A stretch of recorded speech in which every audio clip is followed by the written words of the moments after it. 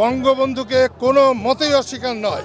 বঙ্গবন্ধু জাদুঘর পোড়া সবচেয়ে বড় অন্যায় হয়েছে এবং যারা আজকে সরকারে আছে এবং আন্দোলনে সফল হয়েছে তারা এর সঙ্গে নাই, এ কথাটা তাদের বলা উচিত ছিল এবং দুঃখ প্রকাশ করা উচিত ছিল। যখন যে ক্ষমতাবান থাকে সেই ইতিহাসের মহানায়ক সাজতে চায়, কিন্তু সেটা সত্য নয়। বিজয় দিবস এটা একটা ঐতিহাসিক ঘটনা। আমরা হাজার বছরও স্বাধীন হই নাই। 16ই ডিসেম্বর বাংলাদেশের বিজয় আর 26শে মার্চ বাংলাদেশের স্বাধীনতা। স্বাধীনতার বিজয় এক কথা না।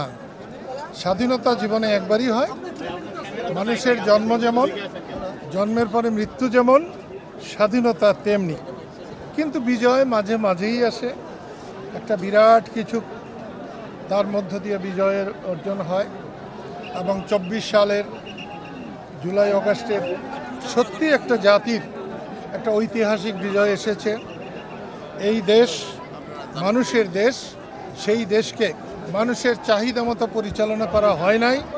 তার কারণেই মানুষের বিক্ষোভের কারণে বৈষম্য বিরোধী আন্দোলনের সফলতা এসেছে। আমি সেই সফলতাকে অভিনন্দন জানাই, ধন্যবাদ জানাই, আন্তরিকভাবে তাদের শুভকামনা করি। 25 বছরের ওয়ারেন্টিযুক্ত দীর্ঘস্থায়ী দরজা প্রোটেক্টর, আধুনিক ও মজবুত দরজা।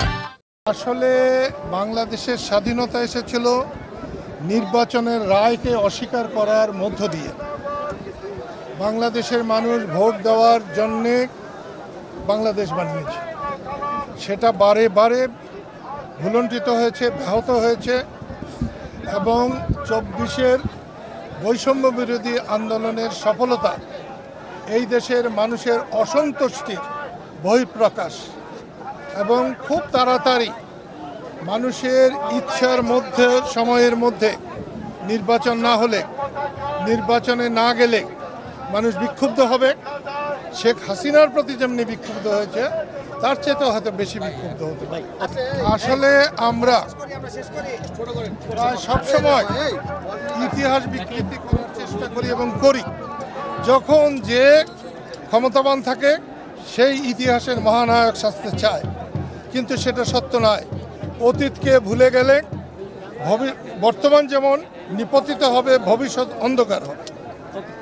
আমি একটা জিনিস বলবো, স্বাধীনতাকে মূল্য দিতে হবে, স্বাধীনতার বীর সৈনিকদের মূল্য দিতে হবে, শহীদদের মূল্য দিতে হবে, স্বাধীনতার নেতৃবৃন্দকে মূল্য দিতে হবে। তাদের অস্বীকার করে আমাদের ভবিষ্যৎ ভালো হবে না। এই ক্ষেত্রে বঙ্গবন্ধুকে কোনো মতেই অস্বীকার নয়। এক্ষেত্রে আরও বলবো, সারা বাংলাদেশের অর্ধেকটা পুড়ে জ্বলে চারখার হয়ে যেত, কিন্তু বঙ্গবন্ধুর জাদুঘর পোড়া মানে অসভ্যতার শেষ সীমায় আমরা পৌঁছে গেছি। হালাকু খান, চেঙ্গিস খানেরা মিশর সভ্যতাকে ধ্বংস করার জন্যে তারা মিশরকে জ্বালিয়েছিল। ঠিক তেমনি বঙ্গবন্ধু জাদুঘর পোড়া সবচেয়ে বড় অন্যায় হয়েছে এবং যারা আজকে সরকারে আছে এবং আন্দোলনে সফল হয়েছে তারা এর সঙ্গে নাই, এ কথাটা তাদের বলা উচিত ছিল এবং দুঃখ প্রকাশ করা উচিত ছিল।